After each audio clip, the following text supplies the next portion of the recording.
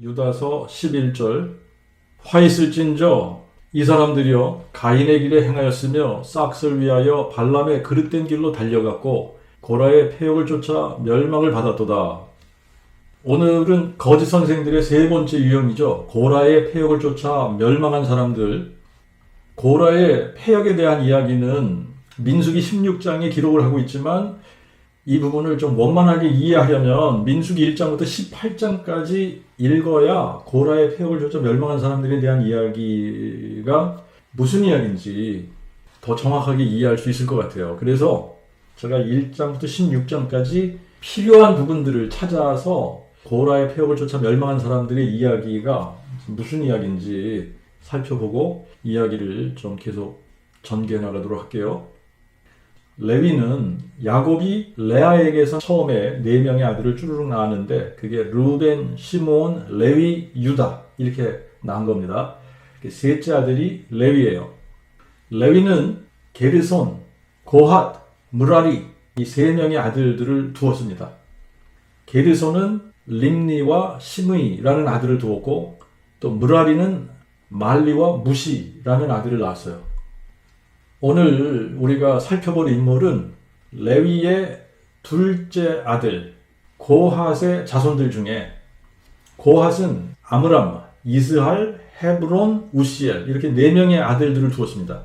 아므람이 아론과 모세를 낳았어요. 그리고 이스할이라고 하는 고핫의 아들이 고라와 네벡과 시그리라고 하는 아들을 낳았습니다. 우리식으로 촌수를 따지자면 고라와 아론, 모세는 고라의 큰아버지가 아므람이고 아므람의 아들들이 아론과 모세입니다. 그러니까 사촌이죠. 민수기는 이스라엘 백성이 출애굽한 후에 둘째 해 2월 1일에 여호와께서 시내 광야 회막에서 모세를 불러서 이스라엘 자손의 인구조사를 하게 하신 그때부터 요단을 건너기 전 여리고 맞은편 모압 형제 진을 치고 두 번째 인구조사를 하기까지 약 38년 동안의 광야 생활을 요약해서 기록한 책이 민수기입니다. 이스라엘 백성들은 인구조사를 할 때 레위인은 계수에 넣지 않았어요. 왜 그러냐면 민수기 1장 49절부터 53절에 레위 지파만은 너는 계수하지 말며 그들을 이스라엘 자손의 계수 중에 넣지 말고 너는 그들로 증거막과 그 모든 기구와 그 속에 있는 모든 것들을 관리하게 하라. 그들은 성막과 그 모든 기구를 운반하며 거기서 봉사하며 성막 사면에 진을 칠지며 성막을 운반할 때에는 레위인이 그것을 걷고 성막을 세울 때에는 레위인이 그것을 세울지며 외인이 가까이 오면 죽을지며 이스라엘 자손은 막을 치되 그 군대대로 각각 그 진과 기 곁에 진을 칠 것이나 레위인은 증거막 사면에 진을 쳐서 이스라엘 자손의 회중에게 진노가 임하지 않게 하고 또 레위인은 증거막에 대한 책무를 지킬지니라. 이스라엘 백성들이 인구조사를 할 때는 20세 이상으로 전쟁에 나가서 싸울 만한 남자만 계수를 하는데 시내 광야에서 계수한 이스라엘 남자의 숫자가 60만 3,550명이었습니다. 여기에 레위 지파 사람들은 한 사람도 포함되지 않은 숫자예요.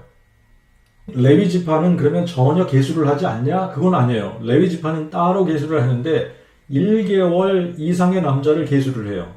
민수기 3장 12절부터 이렇게 기록하고 있습니다. 보라, 내가 이스라엘 자손 중에서 레위인을 택하여 이스라엘 자손 중 모든 첫 해 처음 난자를 대신케 하였은즉 레위인은 내 것이라.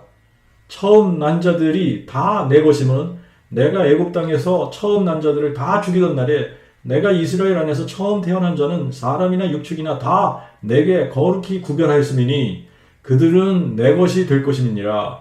나는 여호와니라. 레위 자손들을 그들의 종족과 가족을 따라 계수하되 1개월 이상의 남자를 다 계수하라. 1개월 이상 된 레위인 남자의 수를 계수하니까 22,000명이었는데 이스라엘 자손 중 모든 처음 난자를 계수하니까 22,273명이었습니다. 이스라엘의 처음 난자의 숫자가 레위인 숫자보다 273명이 더 많았기 때문에 이런 경우에는 273명에 대해서 한 사람당 5세겔씩 계산을 해서 성수의 세겔로 1365세겔을 속전으로 내게 하셨습니다. 자, 이제 이렇게 레위인이 이스라엘의 처음 난 자들을 대신하는 거예요. 그래서 여호와께서 너희들은 내 것으로 구별했다. 이제 너희들은 나를 위해서 섬기는 일을 해야 돼. 그러고 따로 구별하시고 택하신 겁니다. 그래서 이스라엘 백성들은 진행할 때에도 순서가 있어요. 유다, 이사갈, 스불론 지파가 맨 앞장서서 진행을 하고 그 뒤를 게르손과 므라리 자손이 자기들이 맡은 성막의 기구들을 챙겨서 진행을 하고 이어서 르벤, 시몬, 갓 지파가 따르고 중간에 고핫 자손들이 성소와 지성소의 기구를 메고 진행을 하는 겁니다. 그 다음에는 에브라임, 므낫세, 베냐민이 레위의 뒤를 따르고 맨 마지막에 단 지파와 아셀, 납달리가 후방을 지키면서 진행하게 되어 있습니다. 이렇게 첫 번째 인구조사가 끝나고 아론의 아들들 나답과 아비후와 엘르아살과 이다말에게 기름을 부어서 거룩히 구별하고 제사장 직분을 위임을 했습니다. 그리고 3장 6절부터 이렇게 기록합니다. 여호와께서 모세에게 이르시되 레위 지파로 나오게 하여 제사장 아론 앞에 서서 그에게 시중하게 하라. 회막 앞에서 아론의 직무와 온 회중의 직무를 위하여 그들로 성막 섬기는 일을 수행하게 하고 회막의 모든 기구를 지키며 이스라엘 자손의 직무를 위하여 성막에서 봉사할지니 너는 레위인을 아론과 그의 아들들에게 주라. 그들은 이스라엘 자손 중에서 아론에게 온전히 주어진 자들이니라. 너는 또 아론과 그의 아들들을 세워 제사장 직분을 행하게 하고 외인이 가까이 하면 죽임을 당케 할지니라. 여호와께서 또 모세에게 이르시되 보라 내가 이스라엘 자손 중에서 레위인을 택하여 이스라엘 자손 중 모든 첫 해의 처음 난 자를 대신케 하셨은즉 레위인은 내 것이라. 처음 난 자들이 다 내 것이면 내가 애굽 땅에서 처음 난 자들을 다 죽이던 날에 내가 이스라엘 안에서 처음 태어난 자는 사람이나 육식이나 다 내게 거룩히 구별하였음이니 그들은 내 것이 될 것임이니라. 나는 여호와니라. 이렇게 하나님께서 레위 지파를 택하셔서 내 것이라고 하셨어요. 그래서 다른 지파 사람들은 가나안 땅을 분배해서 기업으로 나눠 가질 때에 레위인들에게는 기업으로 땅을 안 주셨습니다. 그들의 기업은 하나님이 그들의 기업이라는 거예요. 그래서 이스라엘 백성들이 하나님께 드려야 하는 10분의 1을 레위인들에게 주셨기 때문에 레위인들은 기업이 없었어도 일반 이스라엘 백성들보다 더 부유하게 살 수 있었던 거예요. 그리고 이스라엘의 다른 지파들은 전쟁에 나가서 싸워야 되지만 레위인들은 오직 성막 일에만 봉사하도록 하나님께서 특별히 구별한 사람들입니다. 레위인들 중에서도 고핫의 손자 아므람의 아들 아론을 택하셔서 이스라엘의 첫 번째 대제사장이 되게 하셨고 아론의 아들들을 이스라엘의 제사장들로 택하시고 레위의 다른 아들들 아므람의 아들 아론과 아론의 자손들을 제외한 그 외에 레위 자손들은 모두 아론의 아들들을 도와서 성막과 성소의 일을 하도록 하셨어요. 그래서 진을 칠 때에도 성막을 중앙에 있게 하고 성막 둘레로 동쪽에는 모세와 아론, 서쪽에는 게르손이 진을 치고 게르손 자손들에게는 성막과 장막의 덮개, 회막문에 거는 휘장, 뜰의 막들과 뜰의 문에 다는 휘장, 그리고 거기에 쓰는 모든 줄들을 맡아서 관리하게 하셨고 남쪽에는 고핫 자손들이 진을 치고 고핫 자손들은 지성소와 성소의 기물들, 법궤, 떡상, 등잔대, 향단, 그리고 성소와 지성소의 모든 기구들과 휘장을 맡아서 관리하도록 맡기셨습니다. 그리고 북쪽에는 므라리 자손이 진을 치고 므라리 자손은 성막의 널판과 그 빗장과 기둥과 받침과 모든 기구와 그것에 쓰는 모든 것, 뜰 사면 기둥과 그 받침과 그 말뚝과 줄들을 관리하도록 하셨어요. 그래서 게르손과 므라리 자손들은 소나 수레를 사용해서 자기들이 맡은 기구들을 운반해도 되지만 고핫 자손들이 맡은 성소와 지성소의 기물들은 전부 다 어깨에 메고 운반하도록 하셨습니다. 그래서 그들에게는 소나 수레를 주지 않았어요. 민수기에는 없는데 레위기에는 어떤 이야기가 있었냐면 아론과 아론의 아들들의 제사장 위임식이 끝나고 아론의 아들들 중에 나답과 아비후가 술을 먹고 취한 것 같아요. 하나님께서 명하지 않은 다른 불로 향단에 들이다가 그냥 죽었습니다. 그래서 엘르아살과 이다말 두 명만 남은 거예요. 그래서 이다말로 게르손과 므라리 자손을 감독하게 하셨고 엘르아살은 고핫 자손을 감독하게 하셨습니다. 그리고 아론과 아론의 아들들에게 이스라엘 자손들을 축복하라고 하시면서 축복하는 문구도 가르쳐 주셨는데 이렇게 축복하라는 거예요. 여호와는 내게 복을 주시고 너를 지키시기를 원하며 여호와는 그의 얼굴로 내게 비추사 은혜 베푸시기를 원하며 여호와는 그의 얼굴을 내게로 드시고 평강 주시기를 원하노라. 이렇게 이스라엘 자손을 축복하면 내가 그들에게 복을 주리라 그러셨어요. 자, 이렇게 하나님은 이스라엘 자손들 중에서 레위 지파를 구별하셨고 레위 지파 중에서도 고핫의 손자 아므람의 아들 아론의 자손들을 구별하셔서 제사장 직분을 주셨습니다. 그리고 백성들의 어른을 삼아서 재판과 율법을 가르치고 제사 드리는 일을 주관하게 하신 거예요. 다른 레위인들은 아론의 자손들에게 주셔서 성막의 일을 돕고 봉사하도록 하셨습니다. 여기까지가 민수기 1장부터 10장까지의 내용이에요. 11장부터는 본격적으로 이스라엘 백성들의 원망과 악한 말로 하나님을 대적하고 모세를 대적하는 일들이 기록이 됩니다.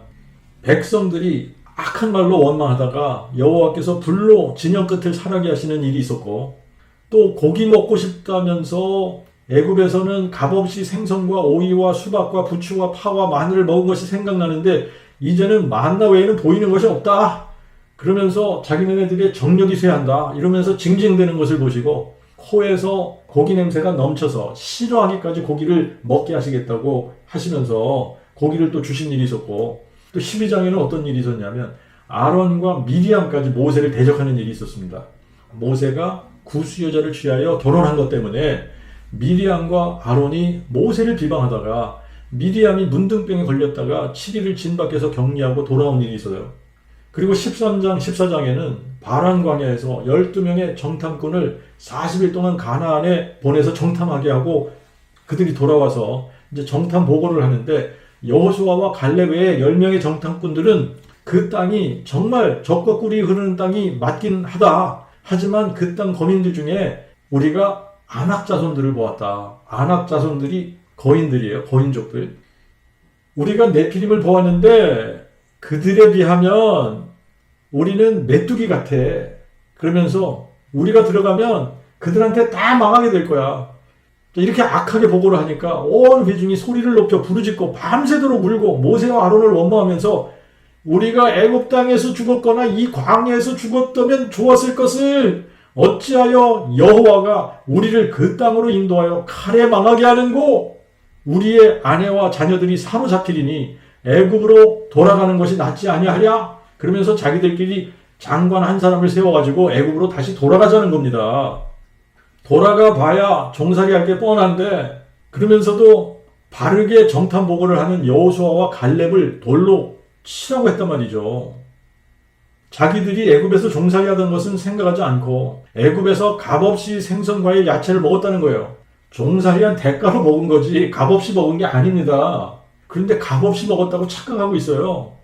하나님께서 애굽에서 행하신 기적들은 하나도 기억을 하지 못하고 있습니다. 애굽 사람들에게 10가지 재앙을 내리신 일, 홍해를 마른 땅같이 건너고 애굽 군대는 홍해에 수장시키시고 쓴물도 달게 하시고 하늘에서 만나를 내리시고 반석에서 물이 나게 하시고 메추라기를 주셔서 고기로 먹게 하시고 아말렉과의 전쟁에서도 승리하게 하시고 수없이 많은 기적들을 그들의 눈앞에서 베풀어 주시면서 인도하셨는데 그것은 생각하지 않고 가나안에 들어가면 자기들이 가나안 사람들에게 죽을 것이라고 단정 짓는 거예요. 그러면서 한 장관을 세우고 우리가 애굽으로 돌아가자는 겁니다. 애굽으로 돌아가면 자기네들이 좋은 대우를 받을 거라고 지금 착각을 하고 있는 것 같아요. 아무튼 이 일을 통해서 이스라엘 백성들은 40년을 광야에서 지내다가 죽어야지 되는 결과를 얻게 됐고 여호수아와 갈렙만 가나안에 들어가도록 허락을 하셨습니다. 이런 일이 있고 나서 레위의 증손 고핫의 손자 이스라엘의 아들 고라가 르우벤 자손 엘리알의 아들 다단과 아비람과 베벳의 아들 온과 당을 짓고 족장들 250명을 선동을 해서 모세를 반역하는 일이 일어납니다. 그 일이 바로 유다서에 기록한 고라의 폐역, 고라의 반역 사건이에요. 자, 여러분들이 성막을 중심으로 이스라엘 백성들이 진친 것을 생각을 해보면 성막의 남쪽에 고핫 자손들이 진을 치게 되어져 있습니다. 그리고 고핫 바로 아래쪽으로 남쪽으로 루벤 지파들이 진을 쳤어요. 그러니까 아마 고핫 자손들 중에 이스라엘의 아들 고라가 자기들 밑에 쪽으로 진을 치고 있는 사람들이 루벤 사람들이니까 루벤의 족장들 중에 엘리알의 아들 다단과 아비람 이 두 사람하고 아마 이렇게 오구가고를 잘 했던 것 같아요. 그러면서 입을 맞추고 방을 짓고 또 다른 족장들 250명을 선동을 해서 모세를 반역하는 이런 계획을 세운 겁니다. 12장에서도 미리암과 아론이 모세를 비방하면서 한 말이 있어요. 뭐라고 그랬냐면 여호와께서 참으로 모세와만 말씀하셨느냐? 우리와도 말씀하지 아니하셨느냐? 아론과 미리암도 자기 자신들을 모세 수준으로 스스로 높였어요. 그리고 모세는 자기들 수준으로 낮춘 겁니다. 그러면서 모세를 대적했어요. 근데 그때 하나님께서 개입하신 겁니다. 하나님께서 나타나셔서 하나님께서 이 문제를 세를 해주셨어요. 너희는 이제 내 말을 들으라 그러시면서 너희 중에 선지자가 있으면 나 여호와가 이상으로 나를 그에게 알리기도 하고 꿈으로 그와 말하기도 하거니와 내 종 모세는 그렇지 아니하니 그는 나의 온 집에 충성됨이라. 그와는 내가 대면하여 명백히 말하고 은밀한 말로 아니하며 그는 또 여호와의 형상을 보겠거늘 너희가 어찌하여 내 종 모세 비방하기를 두려워 아니하느냐? 그러시면서 여호와께서 아론과 미리암에게 진노를 하고 떠나셨는데 아론은 멀쩡한데 미리암에게 문둥병이 생긴 거예요. 이걸로 보면 미리암이 주동을 했던 것 같아요. 모세를 부르시고 모세에게 권위를 부여하신 분이 여호와 하나님이시지 모세 자신이 스스로 높아져서 이스라엘의 지도자가 된 게 아닙니다. 근데 미리암과 아론은 마치 모세가 스스로 자신을 높인 것처럼 착각한 거예요. 여호와께서 참으로 모세와만 말씀하셨냐? 우리와도 말씀하지 아니하셨냐? 그러면서 자기들은 스스로 높이고 모세는 낮추고 이와 비슷한 사건이지만 이번에는 족장 250명을 동원하고 여러 명이 당을 지어서 모세를 반역했는데 스케일이 굉장히 큽니다. 이번에는 레위의 증손 고핫의 손자 이스라엘의 아들 고라가 자기 스스로를 엄청 높인 거예요. 자기 스스로를 엄청 높이고 르벤 지파 중에 유력한 족장 다단과 아비람과 당을 짓고 250명의 다른 족장들을 포섭했어요. 그래서 모세 아론을 대적해서 반란을 일으킨 사건. 고라가 모세에게 이렇게 이야기를 합니다. 너희가 너무하는도다. 회중이 다 거룩하고 여호와께서도 그들 중에 계시거늘 너희가 어찌하여 여호와의 총회 위에 스스로 높이느냐? 모세가 자신을 스스로 높였다고 주장하고 있는 겁니다. 스스로를 높인 것은 고라와 고라의 반역을 쫓는 이스라엘의 족장들이 자기들 스스로를 높인 것이지 모세는 스스로 높인 적이 없습니다. 모세는 처음부터 안 하겠다고 하는 걸 여호와께서 하나님의 열심으로 모세를 설득해서 애굽에서 종살이하던 이스라엘 백성들을 탈출시키신 거예요. 아론의 제사장직도 마찬가지입니다. 아론이 다른 사람보다 잘난 게 아니라 하나님이 택하셔서 특별해진 거예요. 하나님이 택하시면 하나님께서 택하신 사람들은 다 특별해지는 거예요. 근데 사람들이 이걸 잘 모르는 것 같아요. 사람들이 사람을 택해도 특별해져요. 여러분 예를 들어서 대한민국 국민들이 대통령을 뽑으면 그 사람이 특별해지잖아요. 대통령 되기 전에는 똑같은 사람이에요. 그런데 국민들이 택하면 그때부터 특별해지는 거예요. 그런데 지존자시고 전능하신 하나님이 택하시면 얼마나 더 특별해지겠느냐 이 말이에요. 이스라엘을 하나님이 택하셨기 때문에 세상 모든 민족 가운데 특별한 민족이 된 겁니다. 모세를 하나님이 택하셨기 때문에 모세가 이스라엘 모든 백성들보다 특별해진 거예요.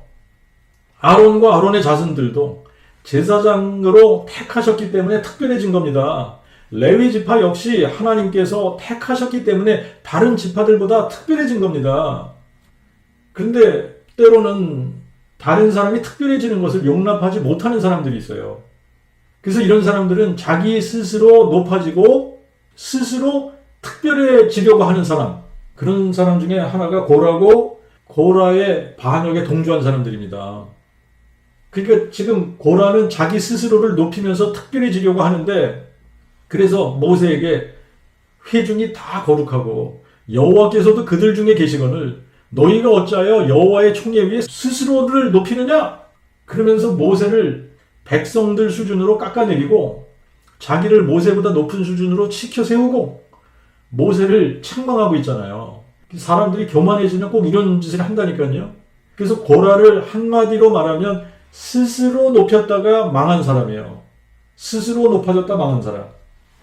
고라는 하나님께서 레위 자손들을 택하셔서 성막에서 제사장들을 도와 하나님을 섬기게 하신 것에 대해서 만족하고 감사했어야 되는 사람인데, 근데 자기에게 제사장 직분을 허락하지 않은 것에 오히려 불만을 품은 사람입니다. 자기들도 거룩하고 회중이 다 거룩하기 때문에 꼭 아론과 아론의 아들들만 제사장 할 것이 아니라 아무나 제사장 할 수 있어야 된다, 이렇게 주장하는 사람입니다. 고라의 말을 듣다가 모세가 얼굴을 땅에 대고 엎드려요. 고라는 자신을 높이고 있는데 모세는 자신을 낮추고 있어요. 고라와 고라의 패거리들이 얼마나 큰 죄를 짓고 있는지 모세는 아는 겁니다. 하나님께서 모세와 말씀하셨지 고라에게 말씀하지 않으셨잖아요. 만약에 하나님께서 모세를 택하지 않고 고라를 택하셨다, 그러면 고라가 특별해지는 거예요. 그러면 하나님이 고라에게 말씀하시고 모세는 고라의 말을 따라야 하는 겁니다. 하지만 하나님께서 모세를 택하셨어요. 그리고 모세에게 말씀하시고 모세를 통해서 기적을 베푸시고 모세에게 권위를 부여하셨습니다. 그래서 모세가 특별해진 거예요. 이것을 인정해야 하나님의 주권을 인정하게 되는 겁니다. 근데 고라는 그거를 인정할 수 없었던 거예요. 그래서 이번에도 하나님께서 개입하십니다. 하나님께서 개입하셔서 온 이스라엘 앞에서 이 문제를 셀을 해주세요. 모세가 일어나 고라와 그 모든 무리들에게 이렇게 이야기를 합니다.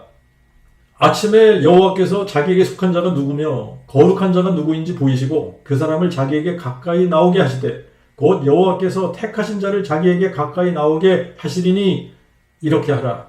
너 고라와 너의 모든 무리는 향로를 취하고 내일 여호와 앞에서 그 향로에 불을 담고 그 위에 향을 두라. 그때에 여호와의 택하신 자 그가 거룩한 자니라. 레위 자손들아 너희가 너무하는도다. 모세가 또 고라에게 이르되 너희 레위 자손들아 청컨대 들으라. 이스라엘의 하나님이 이스라엘 회중에서 너희를 구별하여 자기에게 가까이 하게 하사 여호와의 성막에서 봉사하게 하시며 회중 앞에 서서 그들을 섬기게 하심이 너희에게 작은 일이냐? 하나님이 너와 내 모든 형제 레위 자손으로 너와 함께 가까이 오게 하셨는데 너희가 또한 제사장 직분도 구하느냐? 이로 인하여 너와 너의 무리가 다 모여 여호와를 거스리는도다. 아론이 어떤 사람이건데 너희가 그를 원망하느냐? 모세가 무슨 이야기를 하는 거냐면 고라와 당을 짓고 모세를 반역하면서도 자신들도 거룩하기 때문에 제사장 직분 자기들도 할 수 있다 이렇게 주장하는 사람들, 이 사람들은 모세나 아론을 대적하는 것이 아니라 제사장직을 아론과 아론의 아들들에게 선물로 주신 여호와를 거스리는 거라고 이야기하고 있는 겁니다. 근데 16장 1절에 보면 레위의 증손 고라와 당을 짓고 모세를 반역한 자들이 르우벤 자손 엘리압의 아들 다단과 아비람과 베렛의 아들 온이라고 이야기를 했는데, 베렛의 아들 온이라는 사람은 아마 나중에 이게 잘못됐다라고 뉘우치고 돌이킨 것 같아요. 그래서 그 당 짓는 데서 빠진 것 같아요. 왜 그러냐면 이 사람은 멸망하는 사람들 리스트에 안 나옵니다. 16장 12절부터 14절을 보면 모세가 엘리압의 아들 다단과 아비람을 부르러 보내었더니 그들이 이르되 우리는 올라가지 않겠노라. 내가 우리를 적과 꿀이 흐르는 땅에서 이끌어내어 광야에서 죽이려 함이 어찌 작은 일이기에 오히려 우리 위에 스스로 왕이 되려 하느냐? 그뿐 아니라 내가 우리를 적과 꿀이 흐르는 땅으로 인도하여 드리지도 아니하고 밭도 포도원도 우리에게 기업으로 주지 아니하니 내가 이 사람들의 눈을 빼려느냐? 우리는 올라가지 않겠노라. 사람들이 교만해지면 온전하게 생각하지 못하게 되는 거예요. 모세가 스스로 자기들 위해 왕이 되려고 한다잖아요. 아무 근거도 없는 비난이고 모함입니다. 또 자기들은 애굽에서 노예 생활하던 자들인데 자기들을 젖과 꿀이 흐르는 땅에서 이끌어내어서 광야에서 죽이려 한다는 거예요. 이것도 상식 이하의 말입니다. 광야에서 죽이려고 했으면 벌써 죽였을 텐데 애굽 사람들에게는 재앙을 내리셔도 고센 땅에 거하는 이스라엘 백성들에게는 재앙이 하나도 임하지 않게 하셨단 말이죠. 홍해 앞에서도 불기둥과 구름기둥으로 인도하시면서 애국 군대는 구름기둥으로 보이지 않게 하셔서 이스라엘을 따라잡지 못하게 하시고, 홍해를 갈라 자기들은 바다를 마른 땅과 같이 건너게 하시고, 애국 군대는 물이 합쳐져서 바다에서 수장시키셨단 말이죠. 이런 것들을 보고 직접 경험한 인생들이에요. 그런데 자기들을 적과 꿀이 흐르는 땅에서 끌어내어 광야에서 죽이려고 한다고 비난하는 것은 모세를 대적하는 것이 아니라 하나님에 대한 모욕이고 하나님을 대적하고 있는 겁니다. 또 자기들에게 기업도 주지 않으면서 이 사람들이 눈을 빼려 한다고 하면서 자기들은 회막 앞으로 올라가지 않겠다는 거예요. 하나님께서 택하신 자가 누군지 확실하게 하자는 건데 이 사람들이 눈을 빼려 한다고 하면서 엄청난 음해를 하고 있는 겁니다. 유다서 10절을 보면 이들은 자기들이 알지 못하는 것은 무엇이든 헐뜯으니 이성 없는 짐승같이 본성으로 아는 그것에 스스로 부패되었느니라 그랬는데, 고라의 무리들을 보면 정말 이성 없이 본성으로 행하는 사람들 같고 자기들이 알지도 못하는 것을 말도 안 되는 말로 헐뜯고 비방하고 있는 겁니다. 다음 날이 됐어요. 250명의 족장들이 각각 향로를 가지고 모세와 아론과 함께 회막문 앞에 섰습니다. 이때에 고라가 또 온 회중을 회막문 앞에 모아놓고 모세와 아론 두 사람을 대적하는 거예요. 근데 이번에도 하나님께서 직접 개입하셨습니다.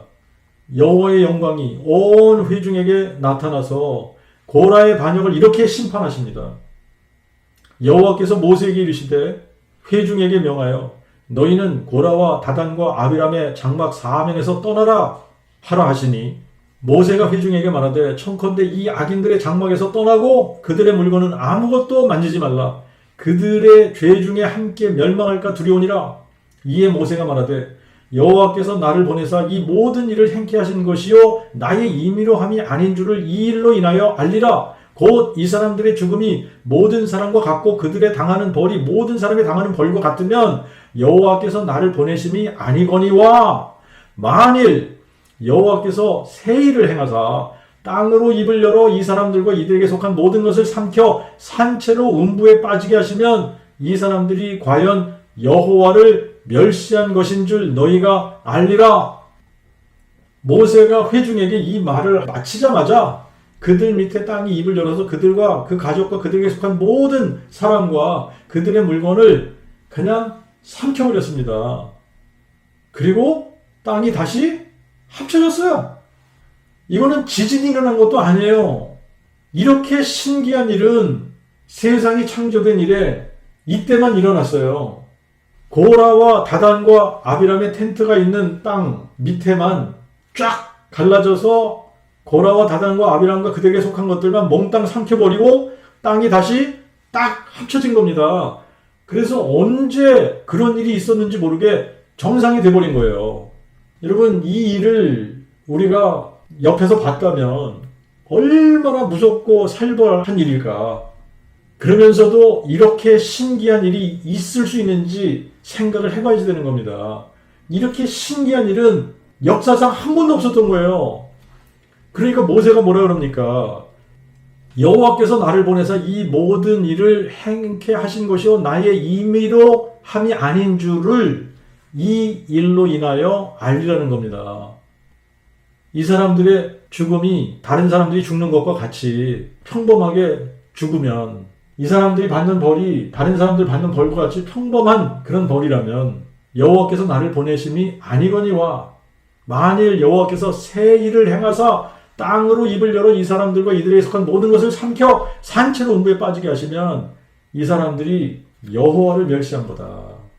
이 사람들이 여호와를 멸시한 것인 줄 너희가 알아야지 된다. 주위에 있던 이스라엘 백성들이 무서워서 도망했습니다. 또 그 시간에 어떤 일이 또 일어납니까? 여호와께로서 불이 나서 분향하러 회막 앞에 왔던 250명을 그냥 소멸해버렸어요. 고라와 당을 지어 모세를 반역했던 250명의 족장들은 자기들이 여호와를 멸시한 죄로 인해서 자기 생명을 잃었지만 그들이 드렸던 향로는 여호와 앞에 드린 것이기 때문에 거룩한 것이 되어버린 겁니다. 그래서 그것들로 제단 위에 펴는 판을 만들게 하셔서 이스라엘 자손들에게 아론 자손이 아닌 외인은 여호와 앞에 분향하러 가까이 오지 못하게 하고, 그리고 고라와 그 무리가 어떻게 됐다는 것을 보여주시기 위해서 그거를 기념물로 남기라고 하신 거예요. 만약에 정상적인 생각을 가진 이스라엘 사람들이라면 이 일을 보면서 야, 정말 모세가 임의로 한 것이 아니라 여호와께서 모세를 보내셔서 이런 일을 행하게 하신 거구나, 여호와께서 행하신 일인 거구나, 이렇게 알아야지 되는데, 이성적으로 살지 않고 본능적으로 사는 사람들은 이런 광경을 보면서도 깨닫지 못합니다. 깨닫지 못하니까 바르게 생각을 못해요. 바르게 생각하지 못하니까 이성적으로 행동하지 않습니다. 이성적으로 행동을 한다면 어떻게 행동을 해야 되겠어요? 야, 우리가 잘못 생각했다. 우리가 마음을 높여서, 우리가 교만해져서 모세를 비난하고 원망하고 깎아내린 것이 이게 모세를 향한 게 아니라 이게 여호와를 대적한 것이다. 이 여호와를 대적한 거야, 이게. 그러면서 자기네들의 잘못을 깨닫고 돌이켜야지 되는 거예요. 회개해야지 되는 겁니다. 모세는 하나님이 주신 말씀을 전달했고 하나님이 시키는 대로 충성스럽게 한 것밖에 없습니다. 모세가 스스로 하지 않았다라는 것은 그가 행한 일들을 보면 알 수 있는 거예요. 모세는 사람으로서는 아무도 할 수 없는 일들을 수도 없이 많이 행하지 않았습니까? 시내산 앞에서도 여호와께서 강림하셔서 말씀하실 때에 우레와 번개와 나팔 소리와 산의 연기 때문에 백성들이 두려워 떨면서 모세에게 이렇게 말했단 말이죠.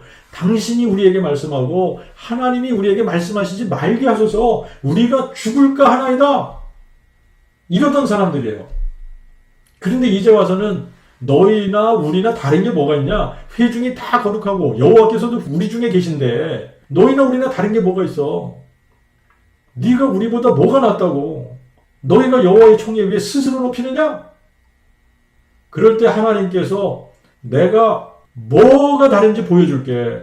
너희들에게 뭐가 다른지 내가 보여줄게. 그러시면서 땅이 갈라져 음부로 그들을 삼키게 하시고 다시 땅이 합쳐져서 언제 땅이 갈라졌었는지도 모르게 정상이 되게 하시면서 그들과 모세가 다르다는 것을 확실하게 이렇게 보여주셨는데, 모세가 스스로를 높여서 임의로 하는 것이 아니라 하나님께서 모세를 택하시고 이스라엘의 지도자로 세우셔서 여호와께서 명하신 대로 한다는 것을 이렇게 확실하게 보여주신 겁니다. 이런 사건을 보고도 사람들이 정상적으로 생각을 못해요. 이런 일을 보고 정상적으로 생각을 하게 되면 아, 그렇구나, 모세가 임의로 하는 것이 아니었구나, 여호와께서 모세를 택하시고 지도자로 세우신 게 확실하네 라고 생각을 해야 되는데, 마음이 교만해진 사람들은 정상적인 사고를 하지 못합니다. 그래서 이성적인 행동이 아니라 본능적으로 감정적으로 행동을 합니다. 그래서 또 모세를 대적합니다. 너희가 여호와의 백성을 죽였도다. 그러면서 모세와 아론을 원망하고 대적하려고 회막으로 몰려오고 있는 거예요.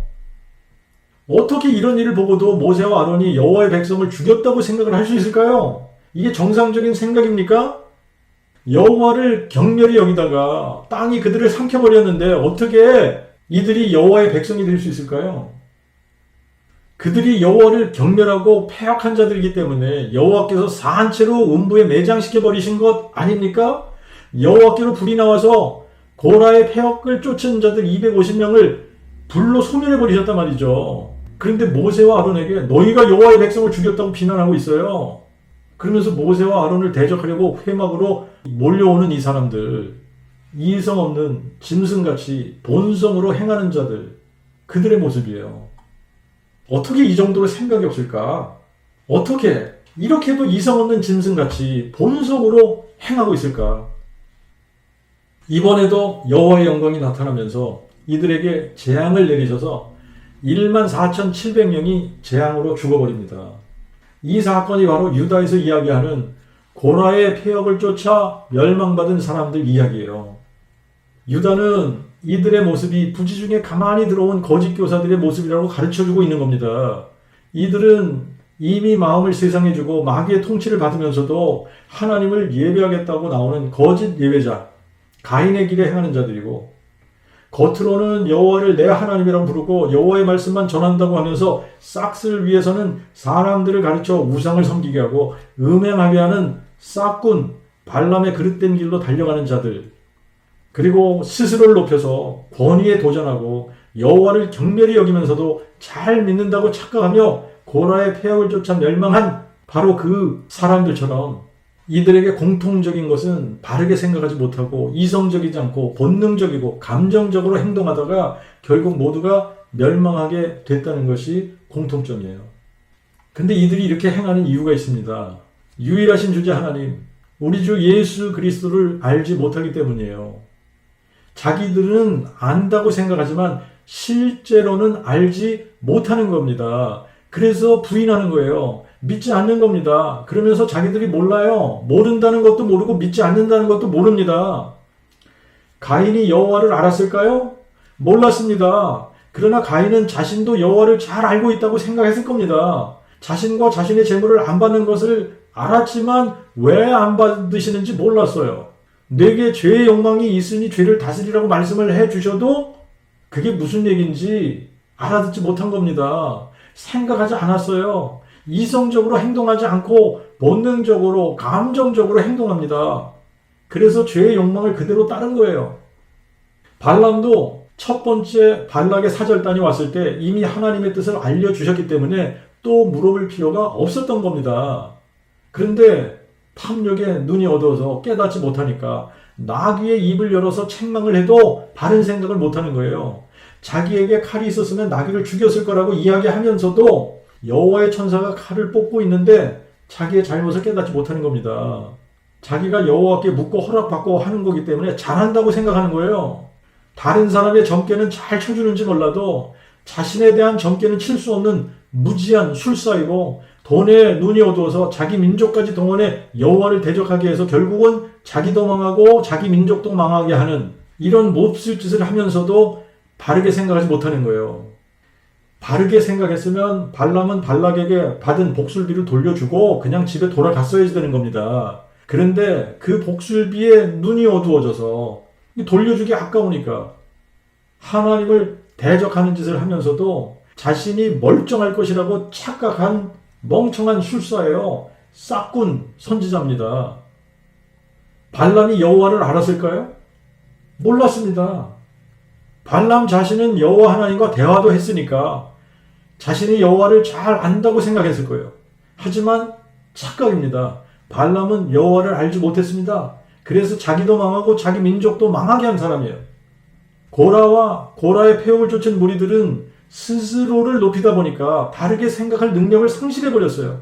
그래서 조금만 바르게 생각했으면 모세의 권위가 스스로 높인 것이 아니라 하나님께서 주신 권위라는 것을 알았을 텐데 아론의 제사장직도 하나님의 택하심이고 레위인들을 택해서 성수일을 하게 하신 것도 큰 특권이고 특별한 것이라고 생각해서 감사할 수 있었어야 되는데 마음이 교만해지다 보니까 레위인으로 성막의 일을 하고 아론의 아들들을 돕는 것이 우습게 여겨진 거예요. 그리고 못마땅했던 거죠.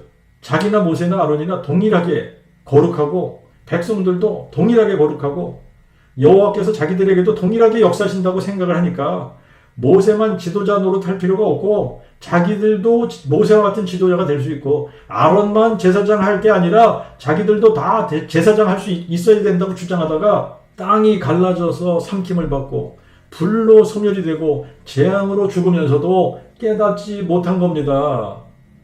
고라와 고라의 폐역을 쫓은 자들이 여호와를 알았을까요? 몰랐습니다. 자기들이 여호와를 경멸히 여기면서도 여호와를 잘 섬기고 있다고 착각할 정도로 모르고 무지한 겁니다. 감정에 치우쳐도 바르게 생각하지 못하고 돈에 눈이 어도 바르게 생각하지 못하고 마음이 교만해져도 바르게 생각하지 못하게 됩니다. 근데 감정에 치우치고 눈에 눈이 어둡고 마음이 교만해지는 근본적인 이유는 탐욕 때문이에요. 탐욕이 가득하면 그 복음을 마음에 믿지 못하게 됩니다. 그 복음을 마음에 믿지 않으면 유일하신 참 하나님을 알 수 없게 되는 거예요. 유일하신 참 하나님을 알지 못하면 영생이 없는 겁니다. 영생은 유일하신 참 하나님을 아는 거예요. 유일하신 참 하나님을 알아야 영생을 얻는 겁니다. 구약시대든 신약시대든 유일하신 참 하나님 여호와를 알아야 영생을 얻는 겁니다. 유일하신 참 하나님을 아는 유일한 비결, 여호와께서 여자의 후손으로 오셔서 뱀의 머리를 상하게 하실 것이라는 그 복음, 다윗의 씨로 죽은 자 가운데서 부활하신 예수 그리스도께서 여호와 하나님이 여자의 후손으로 오신 하나님의 그 아들 그리스도이심을 깨닫고 마음에 믿는 겁니다. 그 복음을 깨닫고 마음에 믿으면 유일하신 참 하나님 곧 아버지께서 보내신 자 우리 주 예수 그리스도를 알게 되는 거예요. 유일하신 참 하나님을 아는 사람들은 탐욕 때문에 감정에 치우쳐서 본능적으로 행하거나 탐욕 때문에 돈의 눈이 어두워져서 우상 숭배하거나 탐욕 때문에 마음을 높여 여호와 하나님을 경멸히 여기는 행동을 하지 않습니다. 그런 행동을 할 수가 없지요. 할 수 없기 때문에 못하는 거예요. 여호와께서 여자의 후손으로 오셔서 뱀의 머리를 상하게 하실 것이라는 이 약속이 최초에 선포된 그 복음입니다. 그 복음을 마음에 믿었던 구약의 성도들은 모두가 다 여호와의 이름을 부른 사람들이에요. 신약에서는 구약에 약속하신 그 복음이 문자대로 성취됐어요. 처녀가 잉태하여 아들을 낳으리니 그대로 처녀가 잉태해서 아들을 낳았습니다. 기묘자 모사, 전능하신 하나님, 영존하신 아버지, 평강의 왕이 한 아기로 한 아들로 주신 바 되신다고 그랬는데 그대로 됐습니다. 문자대로.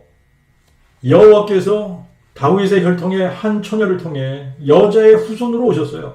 다윗의 씨로 죽은 자 가운데서 부활하신 예수 그리스도를 유일하신 참 하나님 여호와로 알고 믿는 사람들은 여호와의 이름을 부르는 사람들입니다. 그래서 구약시대든 신약시대든 언제 어디서든 누구든지 여호와의 이름을 부르는 자는 구원을 얻으리라는 이 약속은 동일하게 적용되는 거예요. 여호와의 이름을 부르는 자가 구원을 얻는 겁니다. 여호와의 이름을 부르는 자는 상천하지의 유일하신 참 하나님을 여호와 한 분으로 알고 믿는 사람들이에요. 여호와의 이름을 부르는 자는 여호와께서 장차 여자의 후손으로 오셔서 뱀의 머리를 상하게 하실 것을 마음에 믿은 구약의 성도들입니다. 여호와의 이름을 부르는 자는 여호와께서 아브라함의 씨로 이 세상에 오실 때 하나님의 독생자로 하나님의 그 아들로 모리아산에 보이셔서 인류를 위한 번제와 속죄제로 자신을 드리시고 죽은 자 가운데서 부활하심으로 뱀의 머리를 상하게 하실 것을 마음에 믿은 사람들입니다.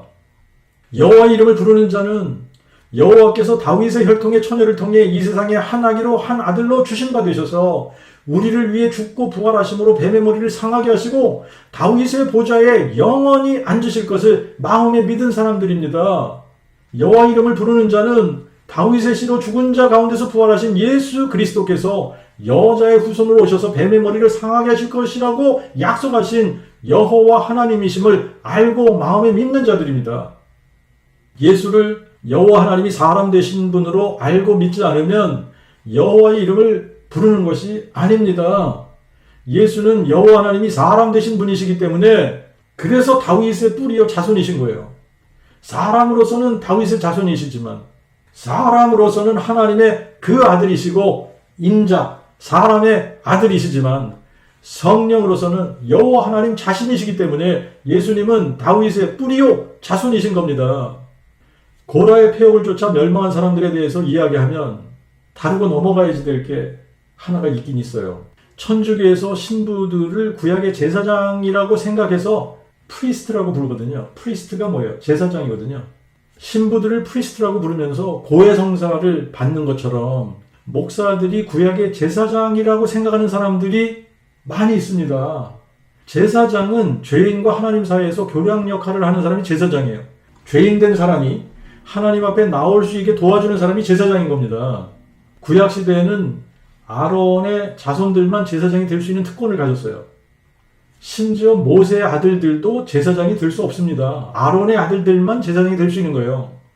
하지만 히브리서 7장 11절 12절에 보니까 만약 레위 계통의 제사 직분을 통하여 온전함을 받을 수 있었다면 이는 백성이 그 안에서 율법을 받았음이니 어찌 아론의 서열을 따라 부르심을 받지 않고 멜기세덱의 서열을 따른 별다른 한 제사장을 세울 필요가 있었느냐?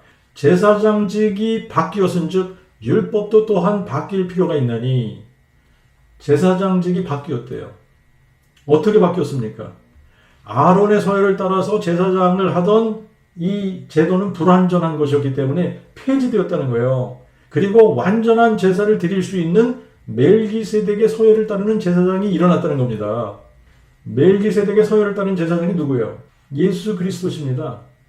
그는 육적인 계명의 법을 쫓아 된 것이 아니고 오직 영원한 생명의 능력을 쫓아 된 것이니 이는 하나님이 증거하사 너는 멜기세덱의 서열을 따른 영원한 제사장이라 하심과 이전의 계명이 연약하고 무익함으로 그것을 과연 폐하신 것이니라.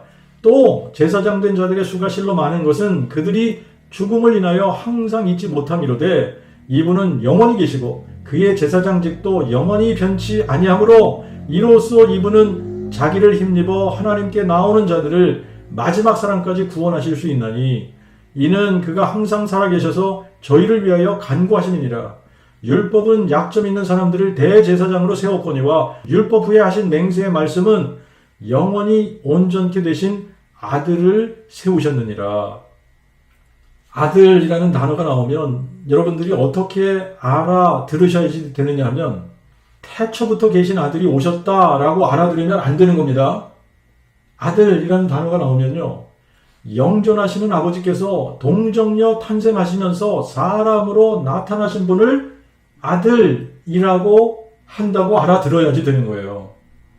아들을 세우셨다라는 말은 유일하신 참 하나님, 홀로 한 분이신 여호와 하나님, 우리의 영존하시는 아버지께서 한 아기로, 한 아들로 주신 바 되시면서 아들로 우리에게 나타나신 겁니다. 하나님의 아들이 태초부터 계셨다가 아버지의 보냄을 받고 오신 게 아닙니다. 이 부분을 신학적으로 잘못 가르쳐 왔기 때문에 지금도 기독교인들이 아들이라는 단어가 나오면 전부 헷갈리는 거예요. 유일하신 참 하나님과 아버지께서 보내신 자 예수 그리스도를 아는 것이 영생입니다. 예수는 다윗의 뿌리요 자손이십니다. 그 말은 예수님이 유일하신 참 하나님 여호와 우리의 영존하신 아버지신데 친히 사람이 되어 오시면서 그분이 하나님의 그 아들 아버지께서 보내신 자가 되신 거예요. 요한복음 7장 28절 29절에 나를 보내신 이는 참되시니 너희는 그를 알지 못하나 그러나 나는 그를 아나니 이는 내가 그에게서 났고 그가 나를 보내셨음이니라. 내가 그에게서 났다라는 말과 그가 나를 보내셨다라는 말은 같은 의미의 말인 거예요. 요한복음 8장 42절 43절에도 하나님이 너희 아버지였으면 너희가 나를 사랑하였으리니 이는 내가 하나님께로서 나서 왔음이라. 내가 스스로 온 것이 아니요 아버지께서 나를 보내신 것이니라. 어찌하여 너희는 내 말을 깨닫지 못하느냐? 이는 내 말을 들을 줄 알지 못함이로다. 내가 그에게서 났고 이 말은 그가 나를 보내셨다 이 말이고 내가 하나님께로 나서 왔다라는 말은 아버지께서 나를 보내셨다라는 말과 동일한 의미로 사용하신 거예요. 누가 그에게서 나서 우리에게 오신 거냐? 디모데전서 2장 5절에 보니까 하나님은 한 분이시오. 또 하나님과 사람 사이의 중보자도 한 분이시니 곧 사람이신 그리스도 예수시라. 사람이신 그리스도 예수라는 표현을 잘 생각해야 됩니다. 예수는 사람이라고 말씀하고 있어요. 예수가 사람이라면 예수는 태초부터 있었나요? 태초부터 있을 수가 없죠. 사람인데 사람은 태초부터 있을 수가 없는 겁니다. 예수라는 사람이 존재하기 시작한 것은 동정녀 마리아가 성령으로 잉태해서 아들을 출산했을 바로 그때부터 사람이신 예수께서 존재하기 시작한 겁니다. 그러면 디모데전서 2장 5절을 다시 한번 읽고 우리가 잘 생각해 봐야 돼요. 하나님은 한 분이십니다. 그리고 하나님과 사람 사이의 중보자도 한 분이십니다. 하나님과 사람 사이의 중보자는 사람이신 그리스도 예수라는 거예요. 여기서 중보자라는 말이 제사장이라는 의미예요. 제사장이 하나님과 사람 사이의 교량 역할, 중보 역할을 하는 사람이기 때문에 하나님과 사람 사이의 중보자, 다리가 되기 위해 한 분 여호와 하나님이 친히 사람으로 나타나신 분이 예수 그리스도라고 말씀하고 있는 겁니다. 여호와 하나님, 곧 우리의 영존하신 아버지께서 동정녀 탄생을 통해 한 아기로 한 아들로 이 세상에 오시지 않았다면 하나님의 그 아들, 사람이신 예수 그리스도는 아예 존재조차 하지 않는 겁니다. 그러므로 아들이라는 이 표현은 하나님이 사람 되신 분을 의미하는 타이틀, 표현인 거예요. 이것이 그 복음의 신비입니다. 그래서 디모데전서 3장 16절에 크도다 경건의 비밀이요 그렇지 않다 하는 이 없도다. 하나님이 육신으로 나타난 바 되셨도다. 하나님은 한 분 여호와신데 하나님이 사람으로 나타나셨으면 여호와께서 육신으로 나타난 바 되셨다는 거예요. 창조주 하나님이 피조물인 사람으로 나타난 바 되신 이 사건보다 더 큰 신비는 없습니다. 그래서 가장 크고 놀라운 신비가 바로 창조주 하나님이 사람 되신 사건이고 영존하시는 아버지가 한 아기로 한 아들로 이 세상에 오신 사건입니다. 그래서 예수님은 계시록 22장 16절에 나 예수는 다윗의 뿌리요 자손이라고 증거하신 거예요. 예수님은 다윗의 뿌리이신 여호와 하나님이시고 영존하시는 아버지이시면서 동시에 동정녀 탄생하시면서 한 아기로 한 아들로 주신 바 되신 하나님과 사람 사이에 중보자 되신 사람이신 그리스도 예수이신 겁니다. 그러므로 제사장직이 바뀌었어요. 아론의 서열에서 멜기세덱의 서열로 바뀌었습니다. 누가 멜기세덱의 서열로 대제사장이 되셨습니까? 사람이신 그리스도 예수. 예수께서 죽은 자 가운데서 부활하셨기 때문에 영원한 대제사장이 되신 겁니다. 그러므로 이제는 누가 제사장이 될 수 있는 거냐? 다윗의 씨로 죽은 자 가운데서 부활하신 예수 그리스도를 다윗의 뿌리요 자손으로 마음에 믿은 사람들이 택하신 족속이 되고 왕같은 제사장들이 되고 거룩한 나라가 되고 그의 소유된 백성이 되는 겁니다. 그 복음을 깨닫고 마음에 믿은 저와 여러분들이 왕같은 제사장들이 된 겁니다. 구약시대의 제사장들이 한 일이 뭡니까? 죄인들이 재물을 가지고 성전에 오면 제사를 통해 하나님께 나올 수 있도록 도와주는 일을 한 거예요. 신약시대 제사장들이 하는 일이 뭡니까? 우리를 흑암의 권세에서 불러내어 하나님의 놀라운 빛에 들어가게 하신 이의 이 아름다운 일, 즉 그 복음을 선포하는 거예요. 그 복음을 선포해서 죄인들이 유일하신 참 하나님 앞에 나올 수 있도록 도와주는 것이 신약시대 제사장들이 하는 일입니다. 그런데 목사들에게 만나는 사람들마다 그 복음 선포해보라고 하면 그 복음 선포할 줄 아는 목사가 몇 명이나 되겠습니까? 목사들에게 1년 내내 복음 설교해보라고 하면 1년 내내 복음 설교할 수 있는 목사가 몇 명이나 되겠습니까? 다윗의 씨로 죽은 자 가운데서 부활하신 예수 그리스도를 유일하신 참 하나님 여호와가 사람 되신 분으로 알고 마음에 믿는 여러분들이 흑암의 권세에서 건짐을 받고 하나님 나라의 그 빛 가운데로 옮겨진 여러분들이 그래서 만나는 사람들마다 아름다운 그 복음을 선포해주는 여러분들이 왕같은 제사장들입니다. 그 복음을 마음에 믿은 우리가 왕같은 제사장들이라면 그러면 목사, 교사라는 직분은 뭐냐 도대체. 에베소서 4장 11절 말씀처럼 그리스도께서 당신의 몸된 교회를 세우시기 위해 특별히 주신 직분 중에 하나가 목사, 교사의 직분이에요. 근데 목사, 교사가 제사장과 다른 것은 목사는 이미 그 복음을 마음에 믿어 성도가 된 사람들을 하나님의 말씀인 성경을 그 복음으로 풀어 가르침으로 온전하게 하여 봉사일을 하게 하고 그리스도의 몸을 세우기 위해서 교회에 주신 직분이 목사, 교사 직분인 겁니다. 목사가 교인들 신방이나 하고 축복 기도해주고 기도회 인도하고 성경 공부 인도하고 예배 인도하고 그런 게 목사 일이 아니에요. 성도를 하나님의 사람으로 온전케 하는 일이 목사의 직무입니다. 그런데 성도가 온전하게 되는 유일한 길은 디모데후서 3장 15절부터 17절에 있어요. 또 내가 어려서부터 성경을 알았나니 이 성경은 능히 너로 하여금 그리스도 예수 안에 있는 그 믿음으로 말미암아 구원에 이르는 지혜가 있게 하느니라.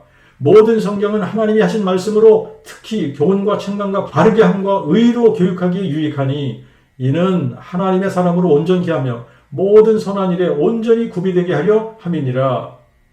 성경을 통해 그리스도 예수 안에 있는 그 믿음으로 말미암아 구원에 이르는 지혜가 있게 하려면 목사, 교사가 뭘 해야 되냐? 성경을 풀어 그 복음을 선포해 줘야 되는 겁니다. 성경을 그 복음으로 풀어서 계속 선포하고 가르칠 때에 교훈받게 되고 책망받게 되고 바르게 하고 의로 교육함을 받아서 성도들로 그 복음의 크기와 넓이와 높이와 깊이가 더해지게 해서 하나님의 사람으로 온전케 해서 모든 선한 일에 준비된 사람이 되게 하는 거예요. 제가 그 복음을 몰랐을 때에는 사실은 목회가 뭔지도 모르고 목회를 한다고 했던 겁니다. 실제로 목사 일을 한 것이 아니에요. 그냥 종교 집단을 나 나름대로 성경적으로 인도한답시고 했던 건데 목사 일을 한 게 아니었어요. 그 복음을 깨닫고 난 이제서야 제가 진짜 목사 일을 하고 있는 겁니다. 누구든지 저의 그 복음 설교를 듣고 깨닫고 마음에 그 복음을 믿어 성경으로 인도함을 받고 교훈받고 책망받고 바르게 함을 받고 의로 교육함을 받으면 그 사람이 바로 하나님의 교회의 성도인 거예요. 그 사람이 누가 되었든 어디에 있든 상관이 없어요. 목사든 선교사든 평신도든 그 복음 안에서 성도가 되고 하나님의 사람으로 온전케 되어 그 사람도 나가서 만나는 사람들에게 그 복음 선포함을 통해 왕같은 제사장의 일을 하는 것이고 하나님의 사람으로 모든 선한 일에 행하기에 온전한 사람이 되어지는 거예요. 여러분들은 그 복음을 깨닫고 마음에 믿어 왕같은 제사장들이 되었습니다. 특별한 사람들이 된 거예요. 이제는 부러운 사람도 없어야 돼요. 부러운 사람 없잖아요. 갖고 싶은 것도 없어야 돼요. 갖고 싶은 거 없잖아요. 그죠? 해보고 싶은 것도 없어요. 이제는. 오직 하고 싶은 거 하나. 그 복음 선포하고 싶은 거예요. 누구를 만나든 그 복음 선포하고 싶은 사람 된 거 아닙니까? 왕같은 제사장들이 됐기 때문에. 다윗의 씨로 죽은 자 가운데서 부활하신 예수 그리스도. 이분이 우리의 영존하신 아버지시고 이분이 상전하지에 유일하신 참 하나님 홀로 한 분 여호와시고 이분이 지존자시고 이분이 전능하신 하나님이시고 이분이 기묘자 모사이시고 평강의 왕이시고 이분이 우리의 기업물을 짜시고 이분이 우리의 대속주시고 이분이 우리의 반석이시고 구원이시고 힘이시고 피난처시고 산성이시고 이분이 우리의 목자시며 이분이 우리의 생명이십니다. 예수 그리스도만이 홀로 한 분 유일하신 참 하나님이시고 예수 외에는 신이 없고 예수 그리스도와 함께하는 신도 없습니다. 왜냐하면 예수는 다윗의 뿌리요 자손이시기 때문에 예수는 여호와 하나님이 사람 되신 분이시기 때문에 예수 외에 다른 신이 없는 거예요. 거짓말하는 자가 누굽니까? 예수께서 그리스도 즉 다윗의 뿌리가 다윗의 자손 되신 분이심을 부인하는 자들이에요. 아버지와 아들을 부인하는 자 즉 예수께서 다윗의 뿌리와 자손이심을 부인하는 바로 그가 적그리스도의 영인 겁니다. 이들이 아들을 부인하는 자, 하나님이 사람 되신 분을 부인하는 자예요. 이들에게는 아버지도 없는 겁니다. 왜 그러냐면 아버지와 아들은 동일한 분이기 때문에 한 분이기 때문에 예수께서 다윗의 뿌리요 자손이시기 때문에 그분이 아버지면서 아들이시기 때문에 아들을 부인하면 아버지도 없는 겁니다. 하나님의 영을 무엇으로 안다고 그랬습니까? 예수 그리스도께서 육체로 오신 것을 시인하면 하나님께 속한 영이고 예수 그리스도께서 육체로 오신 것을 부인하면 적그리스도의 영이라고 그랬어요. 예수 그리스도에 대한 예언은 이사야 7장 14절과 9장 6절에 정확하게 누가 예수 그리스도로 오셨는지를 밝혀주는 성경 구절입니다. 보라 처녀가 잉태의 아들을 낳을 것이요 그의 이름을 임마누엘이라 하리라. 한 아기가 우리에게 낳고 한 아들을 우리에게 주신 바 되었는데 그의 어깨에는 정사감이 없고 그의 이름을 기묘자 모사 전능하신 하나님 영존하신 아버지 평강의 왕이라 부를 것이라. 2000년 전 다윗의 아들 나단의 혈통의 한 처녀의 몸을 통해 동정녀 탄생하신 아기 예수는 우리와 함께하기 위해 사람 되신 임마누엘 우리와 함께하는 하나님 여호와 그분이 한 아기로 한 아들로 주신 바 되신 기묘자 모사이시고 전능하신 하나님이시고 영존하신 아버지시고 평강의 왕이십니다. 예수는 다윗의 뿌리요 자손이신데 다윗의 뿌리가 누굽니까? 영존하신 아버지 창조주이신 여호와 하나님. 자손이 누굽니까? 동정녀 탄생하신 분. 근데 동정녀 탄생하신 분이 누구냐? 다윗의 뿌리가 동정녀 탄생하신 거예요. 영존하신 아버지가 동정녀 탄생하시면서 다윗의 자손이 되시고 하나님의 그 아들이 되신 겁니다. 그래서 예수 그리스도는 유일하신 참 하나님이신 겁니다. 유다는 유일하신 주제 하나님 곧 우리 주 예수 그리스도를 부인하는 자들이 가인의 길에 행하며 싹쓸 위에 발람의 그릇된 길로 달려가고 고라의 폐역을 쫓아 멸망하는 자들과 같은 거짓 선생들이라고 가르쳐주고 있는 겁니다. 자, 오늘은 여기까지.